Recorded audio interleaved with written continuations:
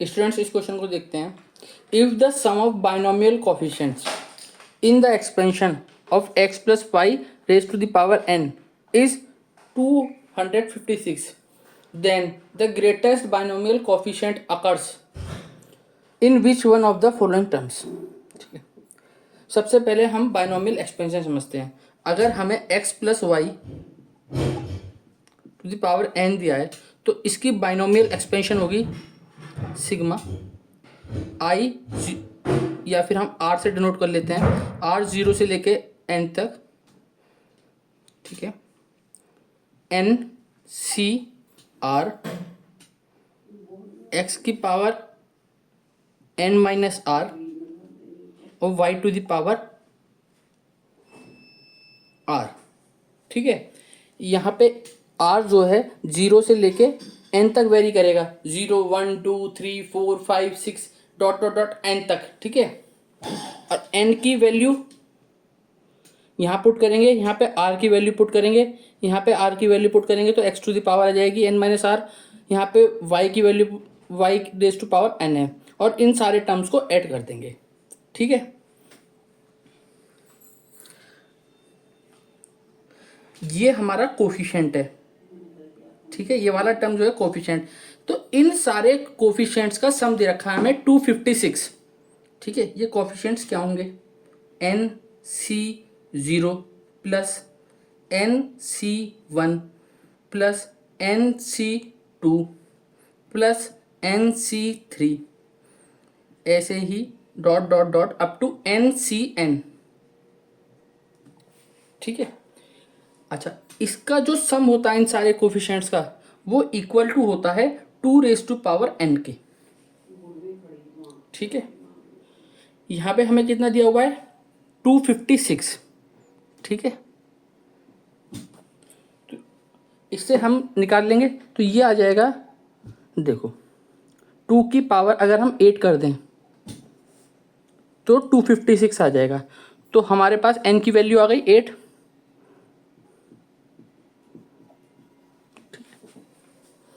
ये हम पता कैसे कर लेंगे कि 2 की पावर 8 होगा 56, 2 2 2। अगर 2 की पावर 3 है तो वो होता है 8। ठीक है, इतना हमें पता लग गया। अगर हम 8 इंटू 8 कर दें, मतलब 2 की पावर 3 इंटू 2 की पावर 3 कर दें तो वो हो जाएगा 64। 8 8 64। ठीक है, अब 164 का डबल होता है 128, तो इसका मतलब एक 2 और आएगा अभी 128, और 128 इंटू 2 कर देंगे तो 256 हो जाएगा। ठीक है, अगर हम 3 3 1 1 इन्हें ऐड करें तो ये 8 आ जाएगा। ये आपको माइंड में करना है। ठीक है, अगर आपको नहीं पता कि 256 टू दी पावर कितना होता है, तब ये हम इस तरीके से सोच सकते हैं। अब then the greatest binomial coefficient occurs in which of the following. ये जो टर्म्स आए हैं इसमें जो सबसे हाईएस्ट टर्म होगा वो मिडिल टर्म होगा। ठीक है, अगर ऑड नंबर है, n की वैल्यू अगर इवन है, देखो जितने ये n की वैल्यू आएगी उससे +1 एक टर्म और होगा। टोटल टर्म्स कितने होंगे, n आ गया हमारा 8, और टोटल टर्म्स होंगे हमारे n+1।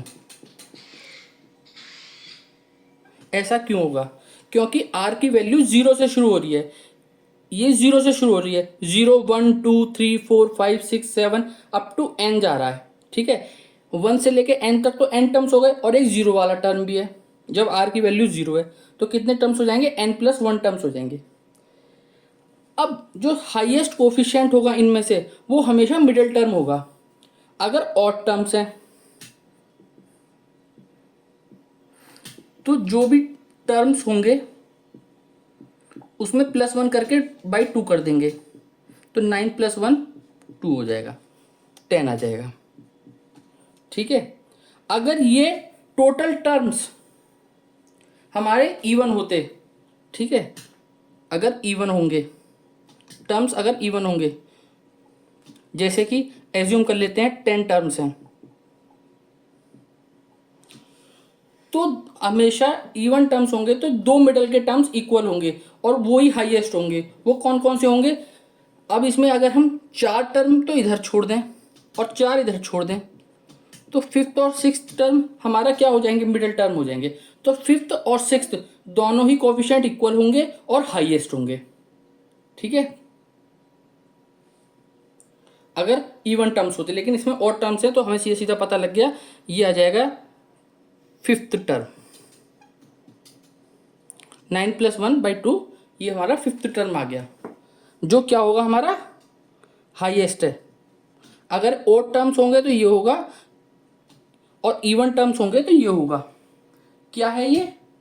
Highest coefficient term. ठीक है, और इसमें कौन कौन से होंगे? Fifth and sixth. अगर इवन होता, इवन में भी अगर 10 होता तब। ठीक है, हाईएस्ट कोफिशिएंट टर्म ये क्या है? फिफ्थ और सिक्स्थ हाईएस्ट कोफिशिएंट टर्म।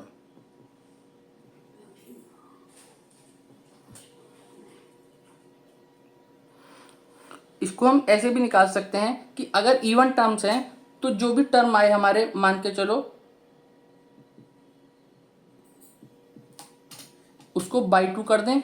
एक टर्म तो ये आ जाएगा और दूसरा आ जाएगा टोटल नंबर ऑफ टर्म्स जो हैं उसमें +2 करके बाई 2 कर दें। ठीक है, जैसे इसमें हमने total number of odd terms हैं तो हमने टोटल नंबर ऑफ टर्म्स +1/2 कराए। 9+1/2 फिफ्थ आ गया। अब इसमें क्या हुआ कि शुरू के जो 4 टर्म्स हैं वो, और फिफ्थ के बाद कितने टर्म्स बचे? 6, 7, 8, 9, 4 टर्म से बच गए। तो मिडिल टर्म कौन सा आ गया? फिफ्थ। इवन नंबर में कौन से होंगे मिडिल टर्म्स? हमेशा 2 होंगे। ठीक है, अब जैसे 10 टर्म्स हमने लिए तो 4 हमने शुरू में छोड़ दिए और 4 हमने बाद में, तो हमारे पास फिफ्थ और सिक्स्थ क्या हो गए? हमारे मिडिल टर्म, और ये मिडिल टर्म के कोफिशिएंट ही हाईएस्ट होंगे। इस क्वेश्चन में तो ऑड टर्म से तो फिलहाल हम फिफ्थ टर्म हमारा आंसर होगा सी ऑप्शन। ठीक है, ऐसी और वीडियोस के लिए सब्सक्राइब करें मेरे चैनल को, लाइक करें, कमेंट करें, शेयर करें। Thank you.